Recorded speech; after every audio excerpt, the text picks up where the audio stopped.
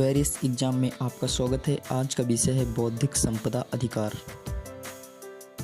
बौद्धिक संपदा अधिकार, आइए जानते हैं क्या है बौद्धिक संपदा अधिकार। बौद्धिक संपदा अधिकार के प्रकार एवं भारत की स्थिति। क्या है बौद्धिक संपदा अधिकार?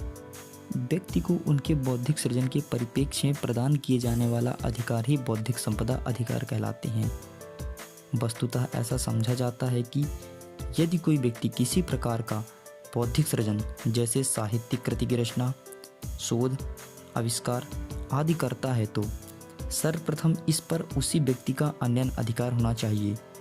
चूँकि यह अधिकार बौद्धिक सृजन के लिए ही दिया जाता है, अतः इसे बौद्धिक संपदा अधिकार कहते हैं। बौद्धिक संपदा से अभिप्राय।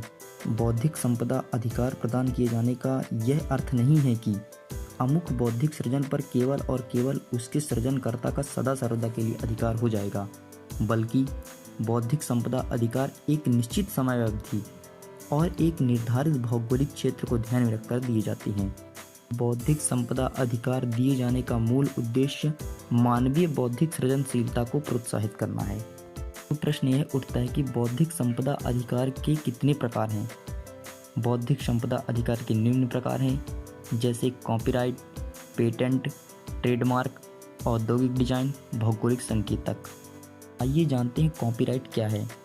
कॉपीराइट अधिकार के अंतर्गत किताबें, चित्रकला, मूर्तिकला, सिनेमा, संगीत, कंप्यूटर प्रोग्राम, डाटाबेस, विज्ञापन, मानचित्र और तकनीकी चित्रांकन को सम्मिलित किया जाता है। कॉपीराइट के अंतर्गत दो प्रकार के अधिकार दिए जाते हैं, नंबर का आर्थिक अधिकार, नंबर का नैतिक अधिकार। आइए जानते हैं क्या है आर्थिक अधिकार।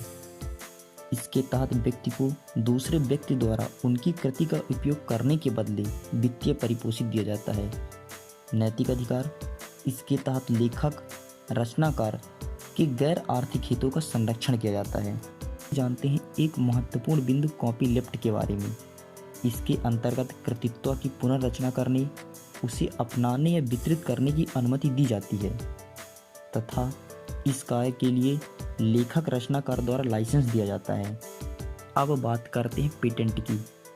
जब कोई आविष्कार करता है तब आविष्कारकर्ता को दिए जाने वाला अधिकार पेटेंट कहलाता है।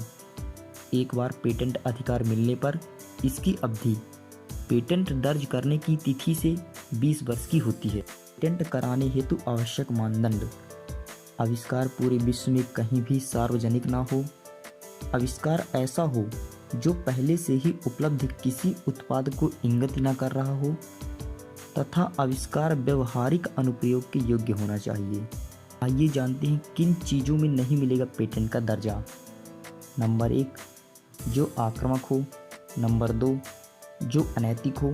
नंबर 3, ऐसे आविष्कार जो मानव या जीव जंतुओं में रोगों के लक्षण के जानने के लिए उपयुक्त हो। वो बात करते हैं ट्रेडमार्क की। एक ऐसा चिन्ह जिससे किसी एक उद्योग की वस्तुओं और सेवाओं को दूसरे उद्योग की वस्तुओं और सेवाओं से पृथक किया जा सके, ट्रेडमार्क कहलाता है। ट्रेडमार्क एक शब्द या शब्दों के समूह, अक्षर या संख्याओं के समूह के रूप में हो सकता है। यह चित्र, चिन्ह, त्रिविमीय चिन्ह जैसे संगीतमय ध्वनि या विशिष्ट प्रकार का रंग भी हो सकता है। औद्योगिक डिजाइन। भारत में डिजाइन अधिनियम 2000 के अनुसार डिजाइन से अभिप्राय है आकार, अनुक्रम, विन्यास, रूप या अलंकरण, रेखाओं या वर्णों का संगठन जिसमें किसी ऐसी वस्तु पर प्रयुक्त किया जाए जो या तो द्वितीय रूप में या त्रिविमीय रूप में अथवा दोनों में हो। भौगोलिक संकेतक। भौगोलिक संकेतक से अभिप्राय उत्पादों पर प्रयुक्त चिन्ह से है। विभिन्न कृषि उत्पाद, खाद्यान्न पदार्थ, मदिरा पेय, हस्तशिल्प को भौगोलिक संकेतक का दर्जा दिया जाता है, जैसे तिरुपति के लड्डू, कश्मीरी केसर आदि भौगोलिक संकेतक के कुछ उदाहरण हैं। भारत में वस्तुओं का भौगोलिक संकेतक अधिनियम 1999 बनाया गया।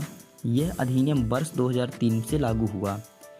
इस अधिनियम के आधार पर भौगोलिक संकेतक टैग यह सुनिश्चित करता है कि पंजीकृत उपयोगकर्ता के अतिरिक्त अन्य कोई भी उस प्रचलित उत्पाद के नाम का उपयोग नहीं कर सकता। वर्ष 2015 में भारत सरकार द्वारा प्रारंभ की गई उस्ताद योजना के माध्यम से शिल्पकारों के परंपरागत कौशल का उन्नयन किया जाएगा। उदाहरण के लिए बनारसी साड़ी एक भौगोलिक संकेतक है, अतः उस्ताद योजना से जुड़ी बनारसी साड़ी के शिल्पकारों को सामाजिक आर्थिक सशक्तिकरण की अपेक्षा की जा सकती है। तो बात करते हैं बौद्धिक अधिकार के संरक्षण में भारत की स्थिति। वैश्विक बौद्धिक संपदा सूचकांक 2020 में भारत 53 देशों की सूची में 40वें स्थान पर रहा, जबकि वर्ष 2019 में 50 देशों की सूची में 36वें स्थान पर था। सूचकांक में शामिल 2 नए देश ग्रीस और डोमिनिकन गणराज्य का स्कोर भारत से अच्छा है। गौरतलब है कि फिलीपींस और यूक्रेन जैसे देश भी भारत से आगे हैं।